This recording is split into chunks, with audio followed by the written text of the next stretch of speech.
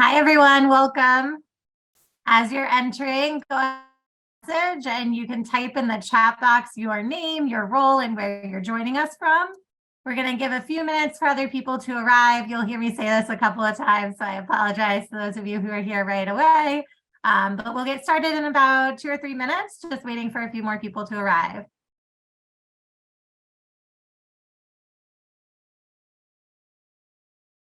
I see people are already adding to the chat box. Thank you. It's fun to see where people are from. Columbia, very nice. Welcome from Florida and Massachusetts. And these ones are going fast. A few from Northport. If you're just entering, go ahead and read the message and add to our chat box. You can see we have people from all over today. And we'd love to see what grade you teach as well. Tonight, we'll be focusing on morning meeting for those of you here in elementary school and responsive advisory meeting for those of you middle school educators.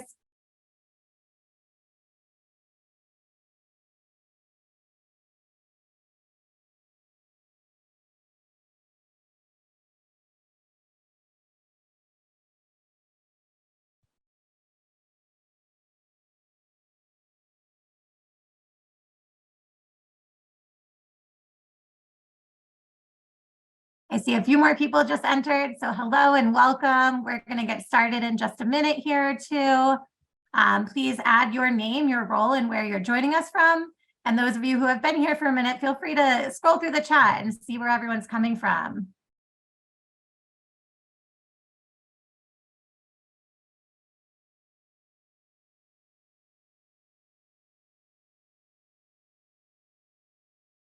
See lots of different grades represented and different, we have some general ed, some librarians, some special ed teachers. Welcome. We hope that you all gained something from this webinar tonight. We're excited to share this information with you all.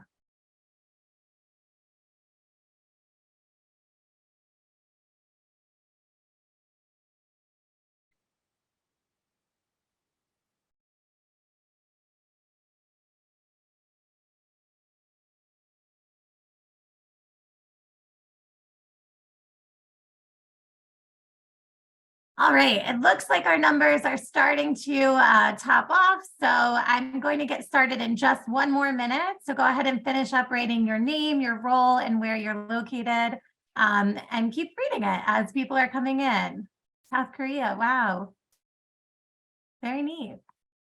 We have a big international audience tonight, Joe. This is pretty cool.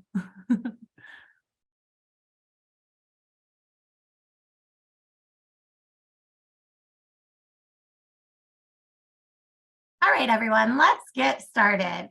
So thank you all for coming tonight or today, whatever time it is, wherever you are, and joining us to learn more about morning meeting and responsive advisory meeting. So this webinar is the second webinar in our Sustaining the Positive Momentum series.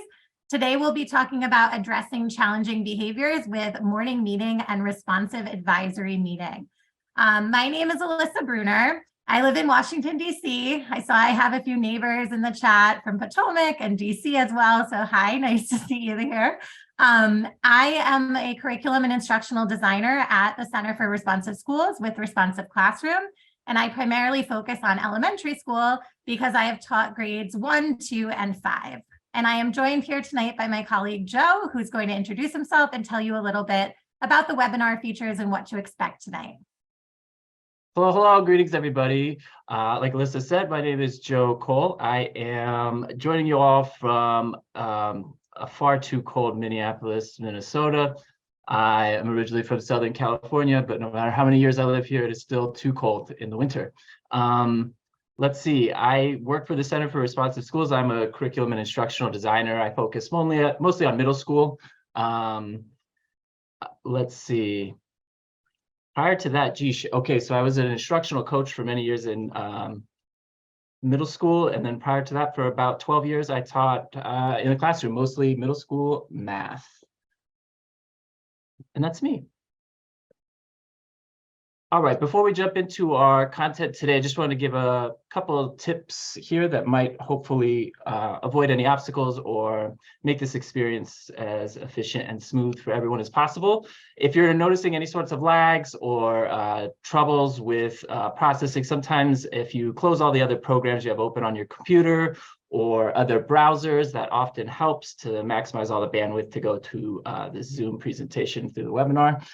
Sometimes though, that just doesn't quite work. And if you need to exit and re-enter, you totally can, and you'll be let right back in. And hopefully that will eliminate any of the issues that might pop up. There is the chat box, which most of you have been using to share out throughout the presentation. If something resonates with you and you want to share a positive comment or personal connection for the good of the group, that chat feature is there for you to use. If you have a specific question, though, about anything logistical, technological, or specific questions for either Alyssa or myself related to the content, there's a Q&A feature, which is located in the lower bar right next to the chat box. You can throw any questions in there, and either one of us will both be monitoring that and make sure that you get the answers that you're seeking. The most common question that seems to pop up a lot is this being recorded? And yes, it is being recorded. So this webinar is being recorded.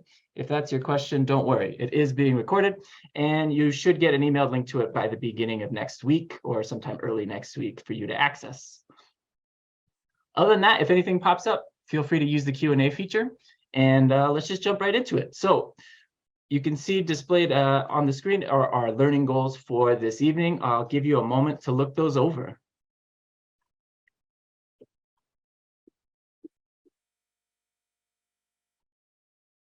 We're really hoping to provide a deeper understanding of both the morning meeting for elementary and responsive advisory meeting for middle school, and look at a lot of the most typical common behavioral challenges that come up around this time of the year, and then see how we can connect the two.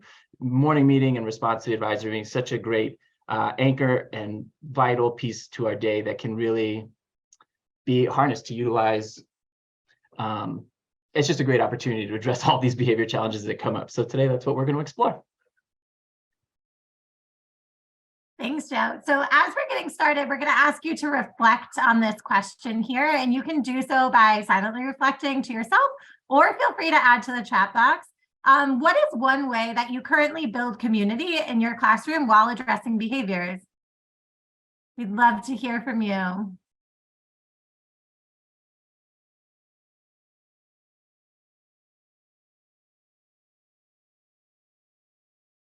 I see positive reinforcement, a classroom journal. That's a great idea.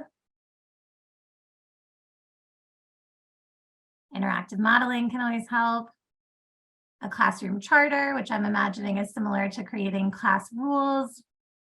SEL for sure. Having lunch with students, morning meeting, restorative circles, a calming corner. Show similarities. Common interests. Energizers. Reminders of behaviors, hopes and dreams. Yeah, Katie, I think that revisiting class agreements is really important at this time of year when we're thinking of sustaining that positive momentum as well. So that one's really helpful. Previewing behaviors, problem-solving meetings. Yeah. Thank you guys for all of these great suggestions. It obviously seems like you're on the right track. I know you're already doing this great work in your classroom. And tonight we hope to give you a few more strategies to continue doing so. So as we get started, more responses are coming in, keep them coming. It might give other educators ideas or reminders of other things that they can do. But I'll get started telling you about morning meeting, just giving you a brief overview. So there are 4 goals for morning meeting. And each of them has a different intention, but they're all focusing on that inclusivity and making that warm classroom community that opening question was getting you thinking about. So the first goal is really about setting the tone for the day. So the components of morning meeting are structured in a way to have every student be greeted, to have every student be a part of what's happening from the very start of the day, and to really set the tone for a learning environment that's going to feel inclusive and welcoming for every student.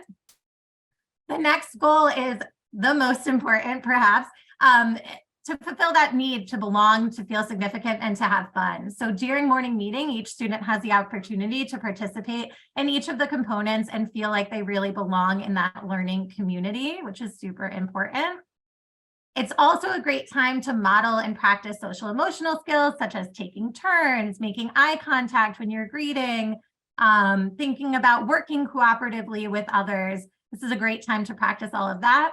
And of course, you can also merge social and academic learning during morning meeting. So some of you may already be familiar, but we do have a series of fantastic books about how to include academic content in morning meeting with social studies, math, science, English language arts. And you can do this in a variety of ways, such as maybe using a match card greeting to do a math equation, and you can have the equation on one card and the answer on the other. You could introduce vocabulary words during the morning message for history or science.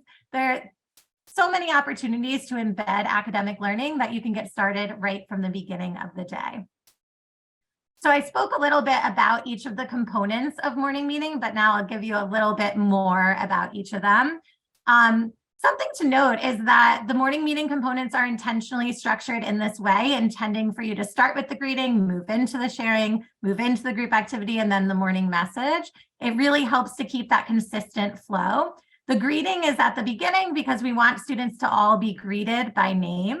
And there are many ways to do this, such as giving a handshake or a high five, singing a song, doing some sort of movement during the greeting to help get the kids ready to learn and ready to start morning meeting. The sharing component is a really great opportunity to share some news or information with the class about what's going on in the students' lives. And this helps students to make connections with one another that can promote that warm, inclusive classroom environment. And the group activity, this is often the kids' favorite part, as I'm sure a lot of you know. This is a time for the kids to all get together and participate in a small activity or a game. And this really builds cohesion through collaboration and having fun together. So the activity is a really great opportunity to start off on a positive note. And then finally, there's the morning message. The morning message is a note from the teacher to the students. It can tell the students what to expect in the day, give them a little bit of information about what's going to happen. It can be interactive to get them thinking right from the moment that they step into the classroom. And it's a really great way to build that positive community as well. So now that I've told you a little bit about morning meeting, Joe will tell you about responsive advisory meeting. Thanks, Alyssa. So when we're thinking about responsive advisory meeting, there's three main goals that we're working towards achieving here. The first one is really about building a positive, meaningful relationship with one or more caring adults at the school. Prior to moving to middle school, I taught elementary school, primarily third grade, before I moved up to middle school. And one of the biggest distinctions that I immediately realized was I don't see the same students all day. So I'm missing these organic moments that just popped up throughout the day where I could really cultivate these meaningful relationships with students. And as a middle school teacher, I only had these short content blocks that were just stuffed with content that had to be covered and so much momentum that had to move forward with academics that often it was lost to figure out how to really build these positive relationships. And so once we adapted as a school to adopt the responsive advisory meeting structure, this was really that opportunity and that place to lay the foundation for everything that was to come later in the day. So even that short 15 to 20 minutes, like in advisory, was able to plant the seeds, if not build and cultivate those relationships that would be lasting and meaningful throughout the rest of the day. Somewhat related, the second goal would be for students to have an opportunity to develop positive relationships with their peers and one another.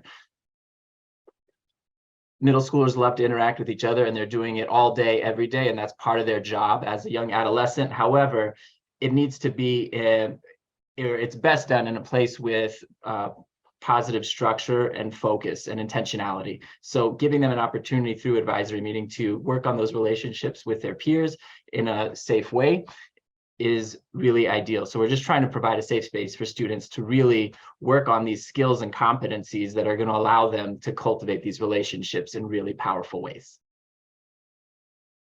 The advisory meeting, very similar in structure to, you'll see some strong correlations to the morning meeting. There are 4 components that do go in order, although it's a little bit different. So we have the arrival. The arrival is here is just your advisor or teacher is just welcoming each student by name as they enter the classroom. So much research for students of all ages, but particularly young adolescents through high school. There's so much power in hearing your name in a welcoming, positive context. So often by the time we get to middle school and beyond, students are only really hearing their name the most in relationship to mistakes or problematic obstacles that come up with academics and whatnot. So really making it a priority to greet each student by name in a welcoming, joyful manner is ideal.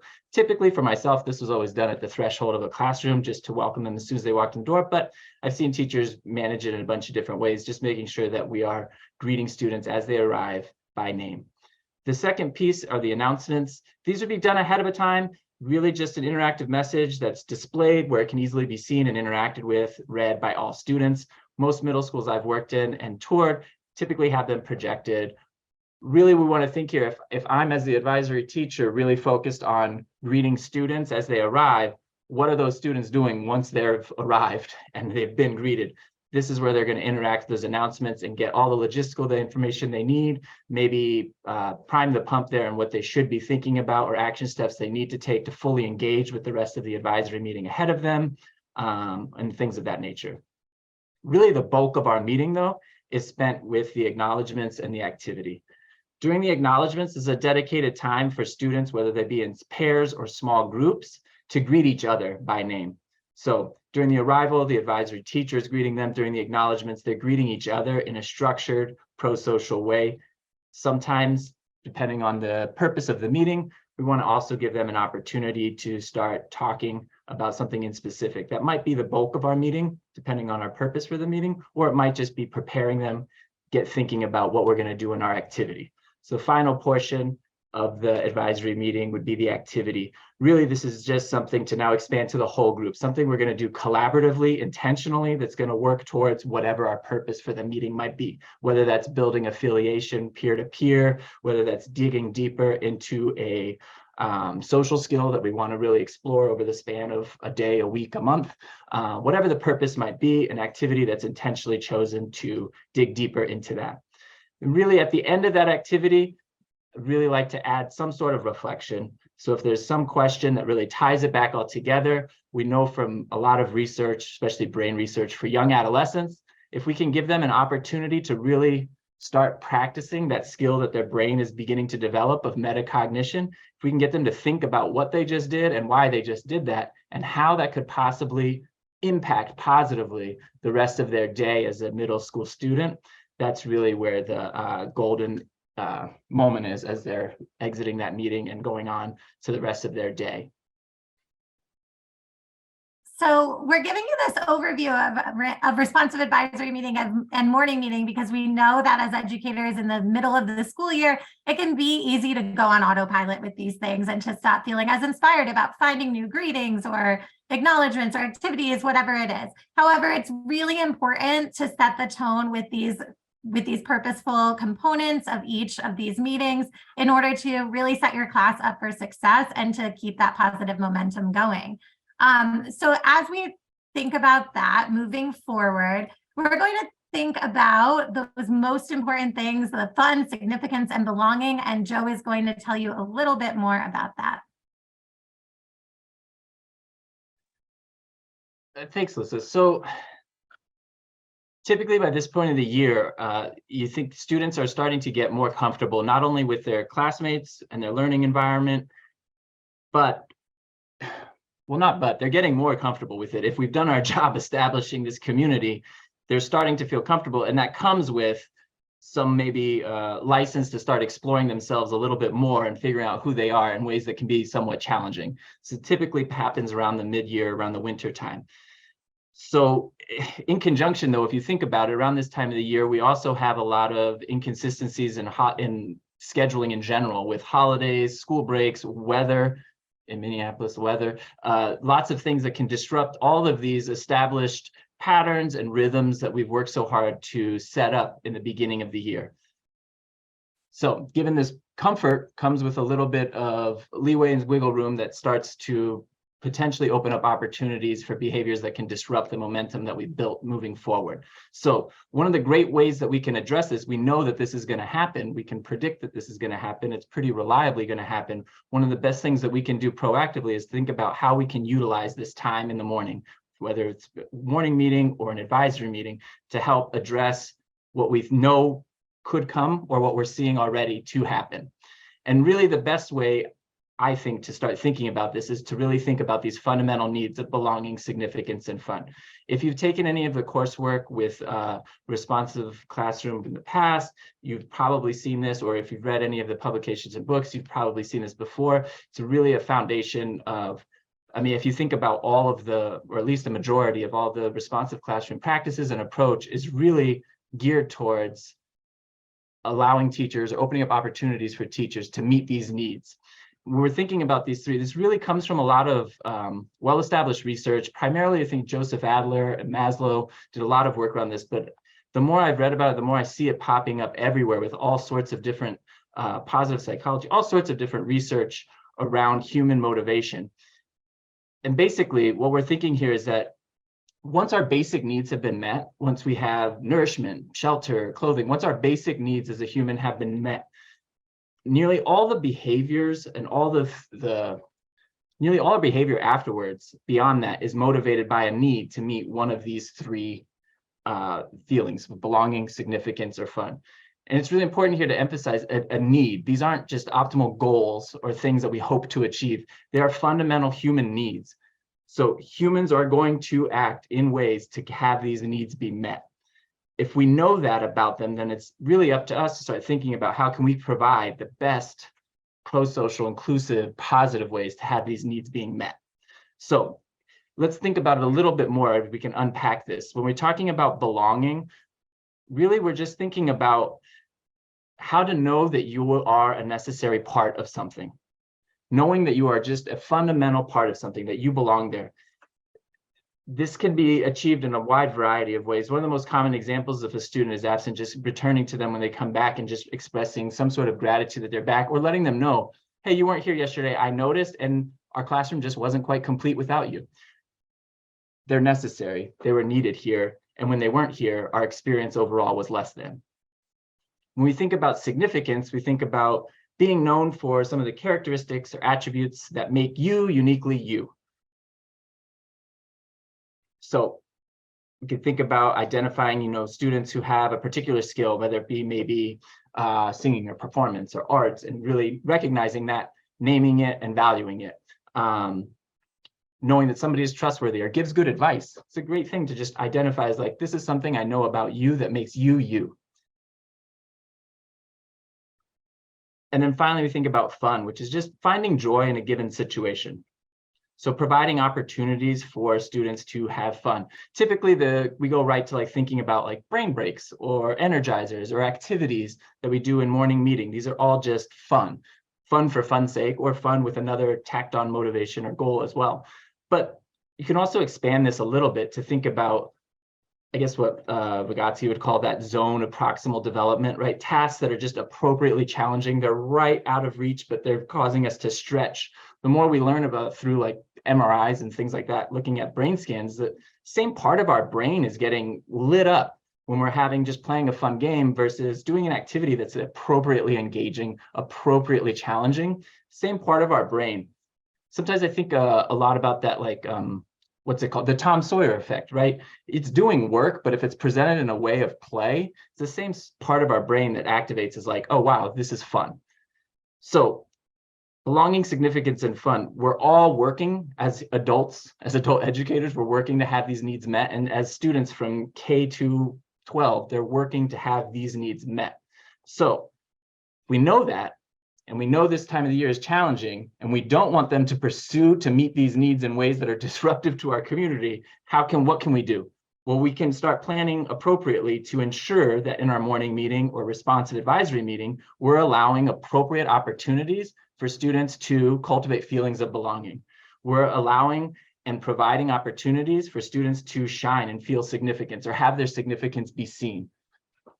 And we're allowing and providing opportunities for them to have fun. This is going to work towards cultivating the competencies that not only meet these needs, but then end up serving them later in all sorts of academic and social settings beyond just that meeting in the morning. So how can we do that all? We'll figure it out and we'll break it all down. But first, let's think more about what these common behavior mistakes that we see during this time of the year are. Yeah, so as Joe was saying, we really want to think about how to meet those needs before they even happen, before the need for them to act out, to seek fun or significance or belonging happen. But we all know as educators that behavior mistakes still do happen. And sometimes those behavior mistakes can be clumped into different categories. And there are 7 that we've identified at Responsive Classroom of the most common types of behavior mistakes. And here they are. So what I'm going to ask you to do is take a moment, read them off, and as you're doing so, if you don't already have a student or a few students in mind, maybe they'll come up now. Somebody that has been posing challenging behaviors that you're hoping to get some strategies on how to deal with them during responsive advisory meeting or morning meeting moving forward. So go ahead and read these 7 common behavior mistakes. Think about that student. If you have a piece of paper or Post-it nearby, you might even write that student's name down so that when we talk about this more, you can keep them in mind. And towards the end of this section, we'll bring them back up again. So we'll give you a moment to do that, and then we'll go a little bit deeper.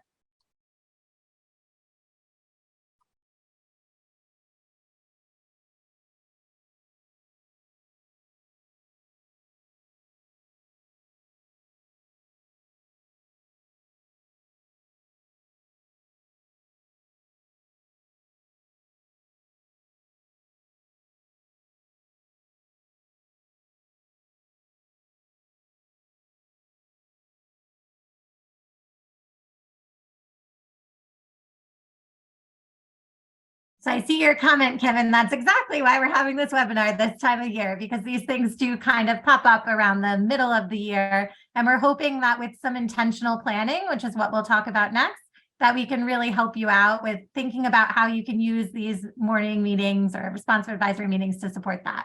So Joe's going to tell you a little bit. Oh, this is me. Nope, it's you. Sorry. Awesome. Your turn. So whether you're familiar with a lot of the responsive classroom practices or approach, have taken coursework before or not, you might know that one of the key features of this approach is really weighing heavy on the proactive and as opposed to the reactive. That fire preventer as opposed to a firefighter. If we're stuck in that constant reactive mode, research and experience, I can tell you from personal experience, if you're stuck in that reactive mode, you're really not bringing the best version of yourself. And often the work that you end up putting in towards cultivating relationships just gets compromised when you're in that constant reactive mode. So really we want to think about how can we put all of our, not all, but a majority of our efforts into that proactive space of thinking about what can we do ahead of time to ensure that we're appropriately setting students up to be successful. And the thinking here is that putting that time in to proactively, intentionally plan ahead of time, we're not going to eliminate behavior mistakes entirely. We're working with humans and we are humans. So part of that humanity is making mistakes. So we're not going to eliminate these things, these seven common behavior buckets of behavior mistakes. They're always going to be there. They're timeless in many regards, but we are going to minimize and reduce that quite a bit, which then frees us up to actually have the emotional capacity and mental bandwidth to then respond and react in ways that really preserve the dignity of students and are appropriate and instructional. So really want to lean into thinking about what we can do ahead of time. And like we've been setting up, Alyssa and myself so far this evening, is that we know, and like people are mentioning in the chat, we can pretty actively predict a lot of the behaviors that are popping up for our students, both challenging and positive, especially around this winter time. So we know ahead of time we can start thinking about that. Similarly, though, we're probably seeing some of these already. Whether you've been proactively planning or not, you see a lot of these challenging behaviors pop up. So through the planning, whether it be proactive or reactive, we can address both things that are happening now or things that we want to minimize or decrease in the future in terms of challenging behavior mistakes. The idea here is just to start thinking about it ahead of time like we're doing tonight. So first step, check, we're already there. one of the things you want to think about that we're going to go through when we dig into each of these different buckets of challenging behavior mistakes is to think about things we can plan to address them and teach around them. But really, I guess that's the key, is what are we going to be doing instructionally to teach? Oftentimes, students are behaving in this way because their needs of belonging, significance, and fun are not being met, and or they are lacking or missing some instruction around some core competencies. So in elementary school, you might see the CARES acronym that's on the slide here. In middle school, we'll just call them social emotional competencies, but really we'll identify that students are missing some skills or need some additional practice around cooperation, maybe assertiveness, responsibility, empathy, or self-control. So if we can give them positive, enjoyable social opportunities to practice those skills, then we're really empowering those students to start learning their way out of these challenging behaviors that can be pretty tricky during the winter time. So we're going to, I think from here, just go through each of the 7 challenging behaviors. We'll give some examples of what we mean are typical behaviors there and some of the competencies that are probably lacking or needing to be taught, and then give some suggestions around particular components in morning meeting and responsive advisory meeting that you can consider thinking about to meet those needs. The important thing here, though, is to keep in mind is that the examples that Alyssa and I are giving are not giving because they're better or best or appropriate. They're just examples of like, well, if this is the competency that's missing, here's an idea of something that could work to address them. I'm drawing most of my examples, and I'm willing to speak for Alyssa too, from our personal experience or other teachers that we've been lucky enough to collaborate with or observe.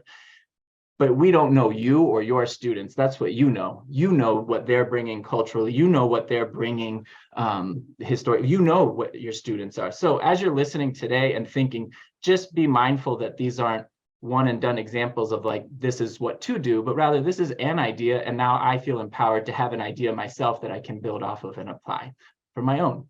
If you want to keep that student that you reflected upon earlier in your mind, you totally can, but you don't want to limit just that student when you're thinking through all of these, because like we're saying, even if you're not seeing these behavior mistakes happening now, you still want to proactively plan for them so that you can minimize them happening in the future. So I think with that, let's get into it. Yeah, Alyssa, you want to just start with the first one? Yep, thank you. So the first behavior challenge, the common behavior mistake, is listening and attention challenges. So by this, we mean that students are having a hard time listening or maintaining attention to either their teachers or their fellow peers. And the competency focus for this, it would be responsibility. We want students to take responsibility for their own active listening and to be a more active member of the class community with their teachers and their peers. So some skills that we're going to consider here, some skills that we'll consider teaching or leaning into in morning meeting and responsive advisory meeting, are teaching students to ask follow-up questions, to practice active listening skills, and to think about nonverbal listening skills and what those might look like, and how you can show somebody that you're actively listening and how that can actually improve your active listening as well. So when we're thinking about morning meeting and these listening and attention challenges, one suggestion that I have for you is an activity called Who Remembers.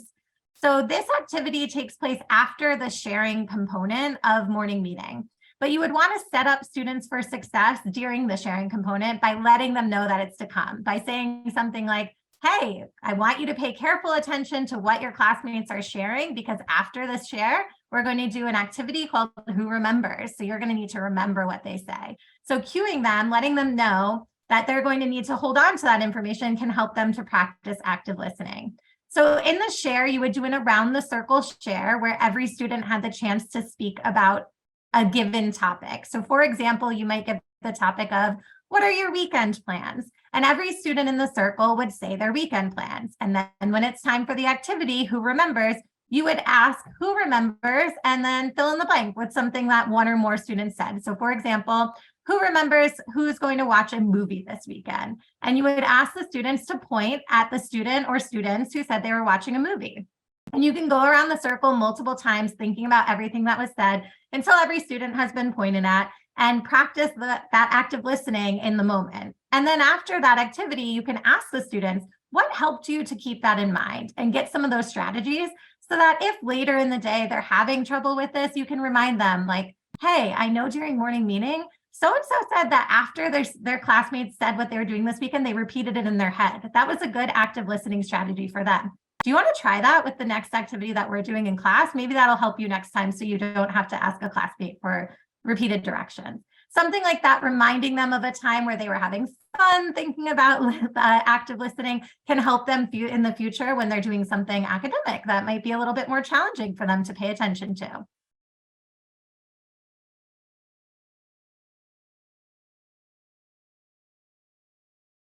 Oh, whoops, it's on that slide. There we go. That's me too. So for responsive advisory meeting, one idea that came to my mind was graffiti as an activity. This activity is pretty loose and can be used for a wide variety of purposes, but I thought of an opportunity that it could be used here around listening. So for graffiti, ideally, you just have posters around the room or at each small table group, so ideally maybe 4 to 6. On each poster, I write a scenario or some sort of prompt. In this case, it would be describing different situations when listening and or paying attention would probably be difficult for a young adolescent. And then while those are posted around the room, students are circulating just silent and solo with a marker, jotting down ideas on each poster about how the student could potentially move forward in that scenario. So maybe they're writing down like, hey, they could ask some questions such as blah, blah, blah to seek clarification. Or maybe they could, they have other ideas of ways that the student could seek support. Or based on experience, here's some new action steps that they could take moving forward. Once we've had enough time for everyone to circulate and put their graffiti on each of the posters, you would want to conclude, like I mentioned before, concluding each activity with some sort of wrap-up reflection is really clutch. But you could conclude with a museum walk just so everyone could see what everyone else wrote and really have time to read, think, and digest that. But then really reflect as a whole group about what they saw, and maybe even having each student set some sort of goal or intentionality around how to be more responsible to themselves and the group through better listening habits. So really taking an action step based on something they heard. Oftentimes for young adolescents, it's really hard for them to say what, for example, well, like, I was just called out for not listening or for not paying attention. And now I'm being asked, like, what's my action step? They're already feeling very self-conscious about everything in the world in general. So really providing opportunities for them to kind of step away, it really gives them an opportunity to look at their behavior, but it's through the lens of, hey, this poor struggling student, what would you tell them? And it gives them an opportunity to give advice. Oftentimes the best, the advice we give others is the advice we need to best hear ourselves or something like that. I feel like that applies really well with young adolescents. So graffiti is a great opportunity to get them start thinking about how they might navigate a situation or how their friend might navigate a situation. All right, let's jump into the next one, teasing. So here what we mean by teasing is just students being unkind to each other in small instances. The distinction here, though, is we're not referring to like repeated, targeted teasing of one specific student, which would be much more along the bullying line, which is a little bit of an outlier here. We're talking about these common unkind words that come up, or from my middle experience, just jokes is what is often called. So the focus here would be, the competency where it focuses is having empathy for each other, and some skills to really think through here is on how to be inclusive, really distinguishing between exclusivity and inclusivity, and how to practice treating others in ways that we would appreciate feeling ourselves. What do you think for morning meeting, Alyssa? What could we do? So one suggestion for morning meeting is to do an activity called A Warm Wind Blows. And this activity is a way for students to find out things that they have in common with each other, which can help them bond with one another and build that empathy piece. So for A Warm Wind Blows, you're going to ask all of your students to grab a chair, except for one, and they're going to gather the chairs around in a circle, and you'll designate one student who will stand in the middle. You're going to give them the sentence starter, a warm wind blows for anyone who, and then they fill in that blank with something that relates to themselves. So the student standing in the center of the circle, everyone else is sitting in the chairs around them, and the student will say, a warm wind blows for anyone who has a dog. That student has a dog. The other students who have a dog around the circle will stand up. They'll move around the circle to find a different chair. And then the last student who's remaining standing should be a different student that just went, but they will be prompted to start with that sentence starter, a warm wind blows for anyone who, and fill in the blank with a fact about themselves. So this can really help to mitigate teasing by showing those connections between students and one another, and really help them to make those connections and see how they are really more similar to their peers than they might have otherwise realized, even those that they were teasing a few minutes ago, or even those that they don't know very well. How about in responsive advisory meeting? Oh, I'm so glad you asked. One thing that came to my mind is just in around the table share. Again, this is just an open concept that can be used for any wide variety of topics, but in this case, we'll think about it in terms of teasing. One distinction that often pops up between morning meeting and responsive advisory meeting is a lot of the activities in morning meeting are really whole class or circle-based activities. And one of the distinctions between the responsive advisory meeting and morning meeting is that a lot of the acknowledgements and activity for the responsive advisory meetings are done in pairs or small groups. So really thinking about how developmentally it's a little bit more appropriate for young adolescents to be doing this work in small groups. It just feels safer. They're in the midst of a lot going on in terms of brain development and body development, that it just makes it more comfortable to start figuring out who they are in terms of identity formation in smaller groups. So for this acknowledgement, just around the table share, ideally around, like if you have groups of 4 is an ideal world.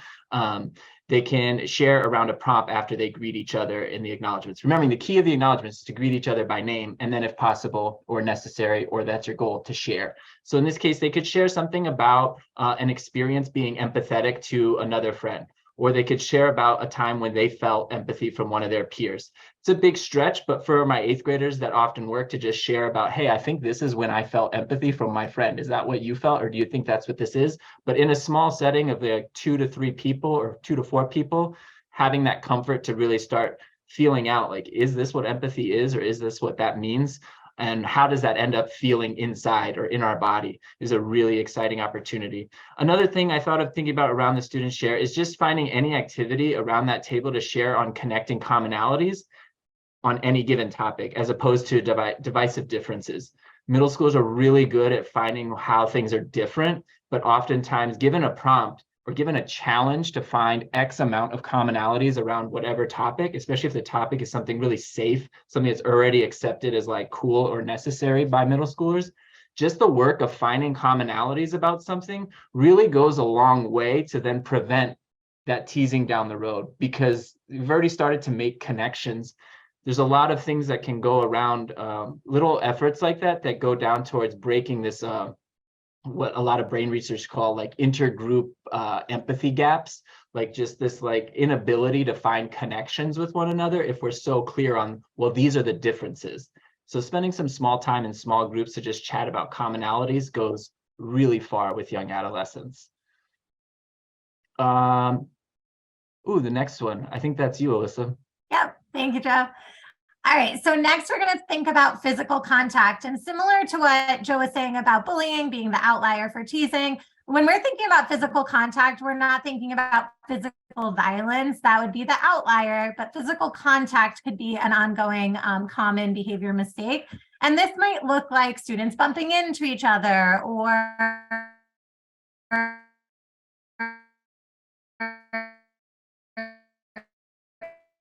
engaging in horseplay, or even just to focus on is self-control. And when we're discussing that with students, we want them to think about their personal space.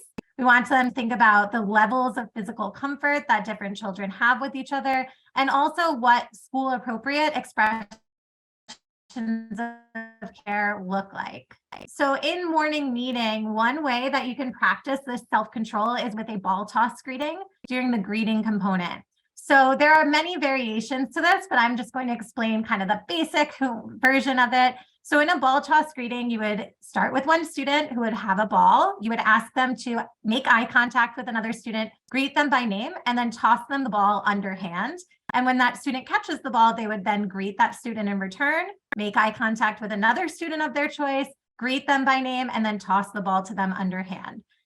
So for this, you would want to set up students with, for success rather, by making sure that they are only throwing the ball after the other student has acknowledged that they've received it or that they know it's coming. You want them to make sure that they're only retrieving the ball if they were the one who was called, who was greeted. And you want them to really practice throwing underhand in a soft and gentle way that can help them practice self-control. And similar to these other morning meeting activities or greetings, whatever it is, you want to discuss with them afterwards those skills that help them to maintain self-control. You can say, even though we're tossing a ball around the classroom, I really noticed that a lot of you stayed in control of your bodies.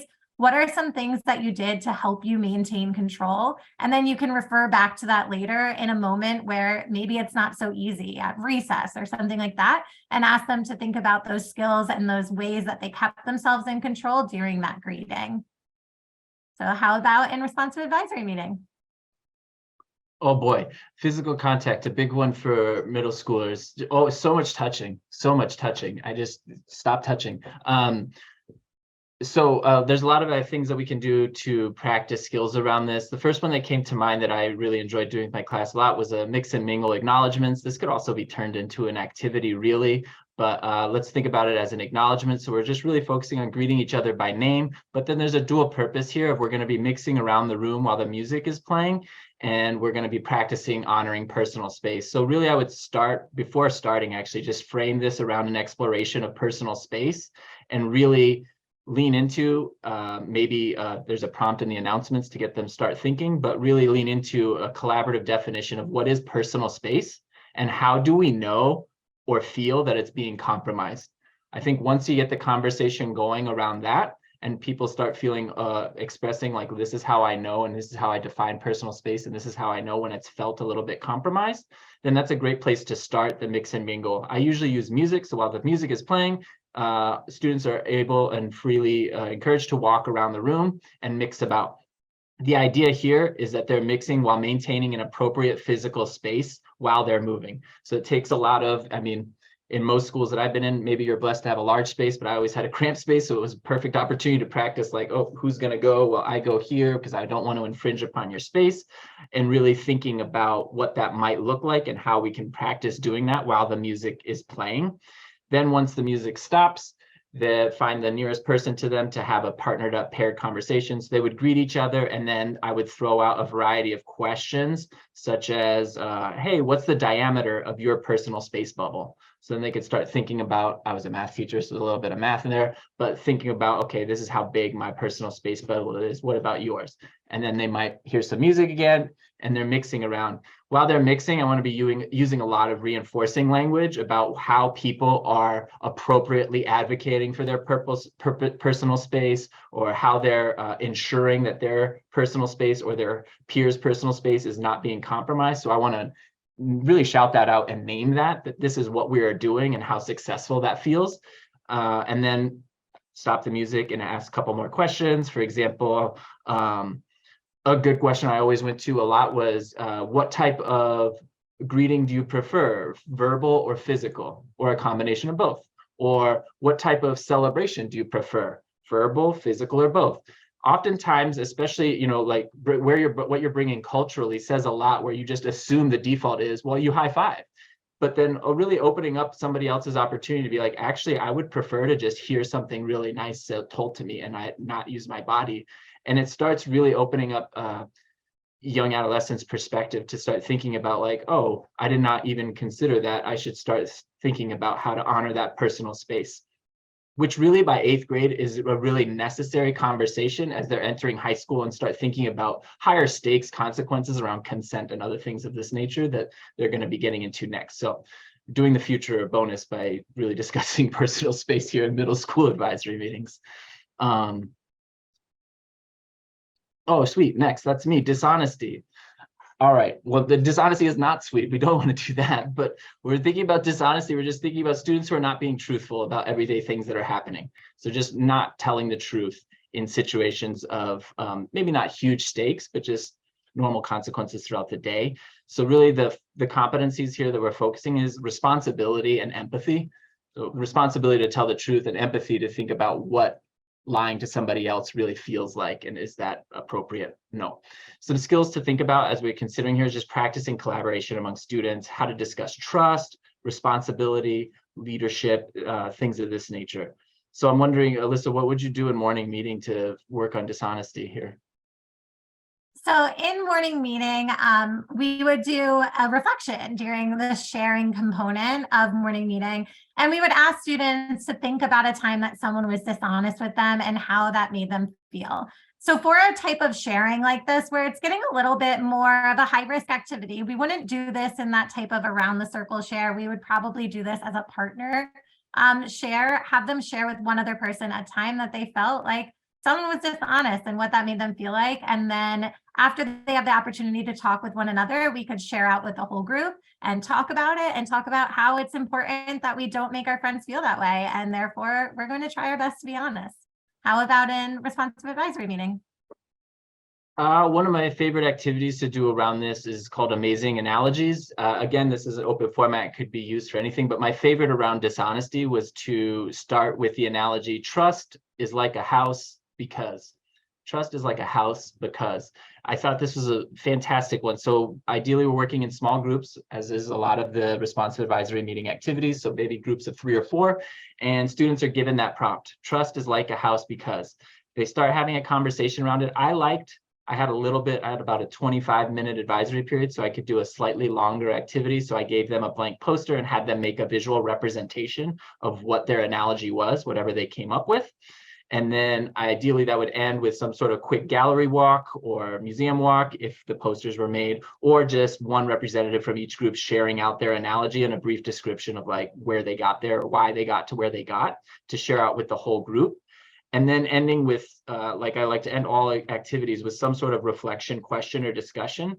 And in this case, it would be really around how honesty is an essential element or an essential foundation of the house, in this case, of trust. So it usually led somewhere to that trust is like a house because it requires a foundation of honesty or something. This is usually what we came up with, somewhere around there, so that we then have a shared understanding of trust, that we can then cultivate empathy and responsibility that really empower us to use honest communication habits as we're moving forward.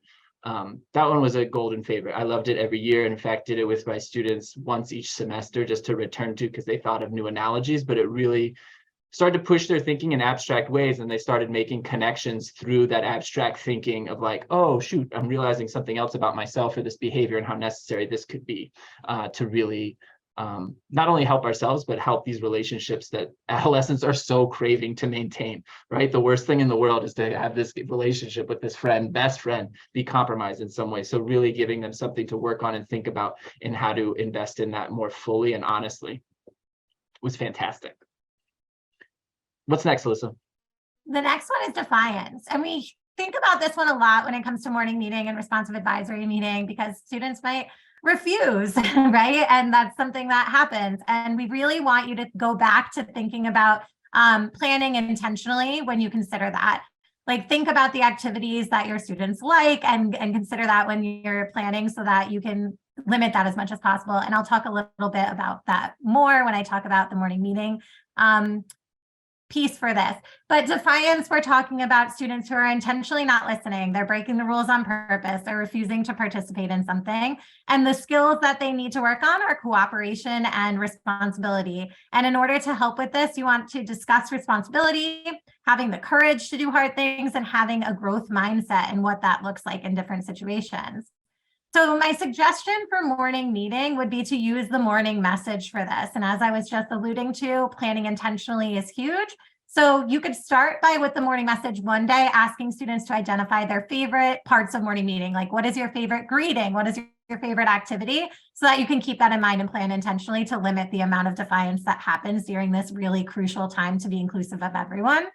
But then you could also, the next day or the next week, you could write on the morning message, what are some respectful ways to engage in an activity that you don't particularly enjoy? And you could ask the students to brainstorm ideas of how to do that. If they don't want to do it, but they still should, what are some ways that you can get yourself to do that? What are some ways that you can be cooperative?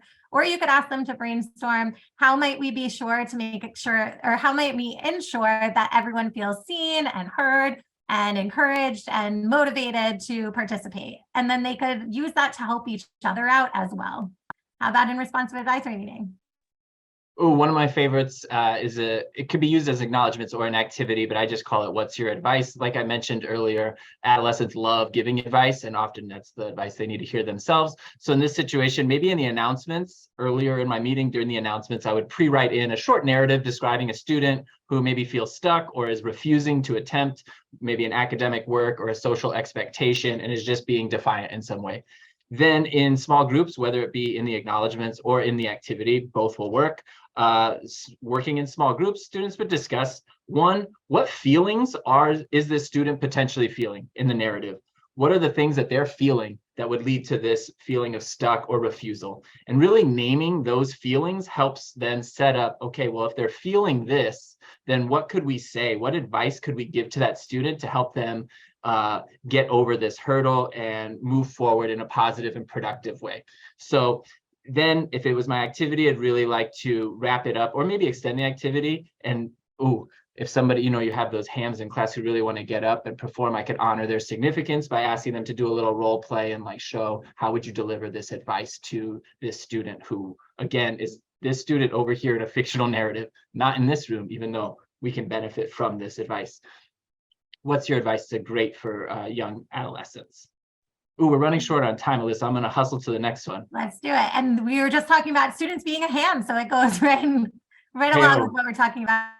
Yes. So for showing off, really, we have students who are just drawing attention to themselves whenever possible. So it might be that's bragging, making jokes, just generally calling out or interrupting. And often the skills or competencies that we want to focus on here in terms of would be cooperation and self-control. Keeping yourself under control and cooperating with the benefits of the group or the community. Some things we want to focus on here is really seeing each other's significance, that instead of outshining some people. So really thinking about when to lean in versus when to step back and how to practice more inclusive habits that encourage teamwork. What do you think, Alyssa? What could you do in morning meeting? So we're going back to the share for this one with morning meeting and really giving those students a chance in a productive and appropriate way to have a chance to shine. And you can do this with something called a dialogue share, which means that you would only have 2 to 3 students share that day. You could do a share sign-up sheet and give topics so that the students are really excited about what they're sharing that day and they know in advance so that they can plan ahead. And then you kind of give them the spotlight for a few minutes. You let them talk about that topic. And then when they're done, it opens up a dialogue by them asking their peers, do you have any questions or comments for me? And then they can ask them back and forth. How about in responsive advisory meeting? Oh, I love me some Venn diagrams. I would use this either in acknowledgements where they would just greet each other and then discuss the prompt, or as an activity where they would make a poster with 2 circles overlapping, like an actual Venn diagram, and write down their ideas. In this case, for showing off, the 2 circles that I might pick would be showing off versus showing up. Like, how do we show up for somebody and really stand up for them versus showing off? How there is some overlap there, and there's some commonalities that we really want to teach around being assertive and all these great skills, but then there's a line where they cross and become, in one case, really helpful, and another case really distracting and harmful, maybe even. So giving them an opportunity to really unpack how is something so close to good and can also be bad, and seeing how they overlap and how that can be confusing as a young adolescent when we're trying to figure ourselves out and the world around us. So Venn diagrams, great one. What's our last one here? The last one is excluding others. And I would like to just put a nod to the time. It is almost 8 o'clock. We're going to keep going. If you do have to leave, feel free, and we'll get the recording in a couple of days. But this is our last one, and then we'll do some reflection and we'll let you have the rest of your evening or whatever time it is back. So this one, we're talking about excluding others. This is when students or groups of students are actively sticking to themselves, having a clique. They're not wanting to work with other people. And in this case, they're often needing some more help with empathy and assertiveness. So the skills to consider here are, again, discussing exclusivity and inclusivity, like we talked about with teasing, practicing being assertive in social situations if they're feeling left out, building that sense of community in the classroom, and practicing understanding new perspectives. So my suggestion for you in morning meeting is an activity called commonalities. Joe kind of talked about this a little bit in responsive advisory meeting as well. But basically, if you were dealing with some type of exclusion in your classroom, you as the teacher would want to identify the groups of students and intentionally put students who don't normally work together in groups of 2 to 4 total, and then give them a prompt to find as many unknown things that they have in common as humanly possible. And you might set a timer for 2 to 3 minutes so that it feels like a challenge. Get them talking, thinking about what things they have in common that they didn't already know. And then hopefully that'll give them a jumping off point to talk about those things more in the future. It's a very fun way to get them to realize, hey, this person that I don't spend a lot of time with, I do have some things in common with them, and I would like to spend more time with them. Tell us about the compliment greeting, Joe.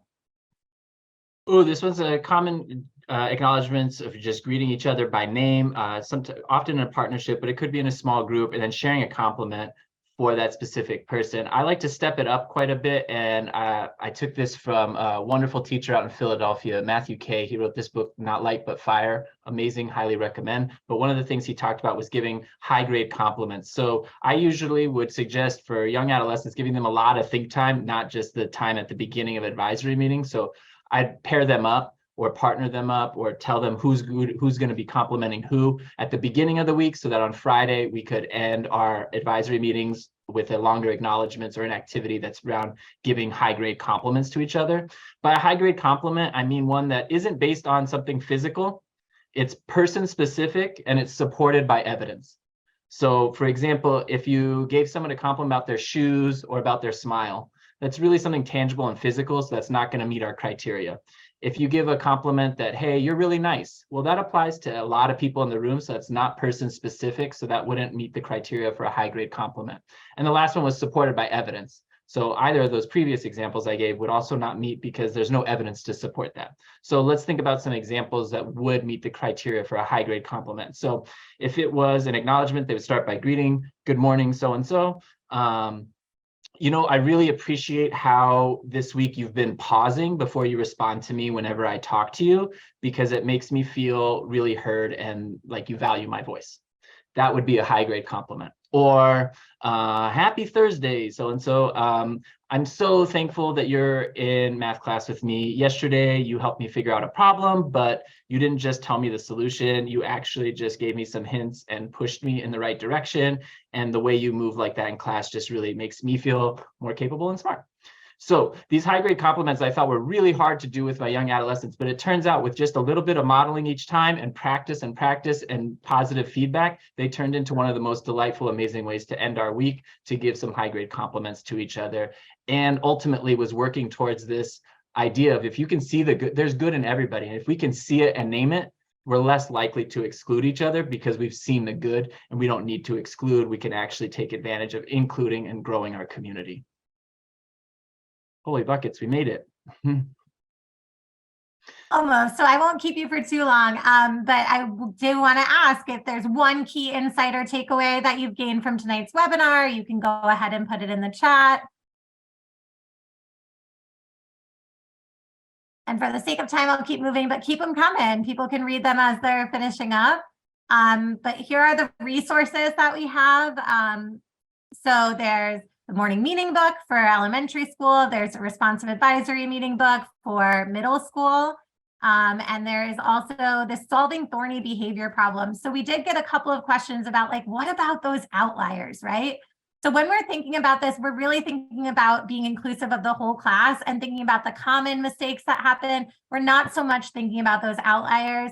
That's another webinar, right? that's another topic for discussion. This book, Solving Thorny Behavior Problems, or our Responding to Misbehavior one-day workshop would be really great places to get more information about that.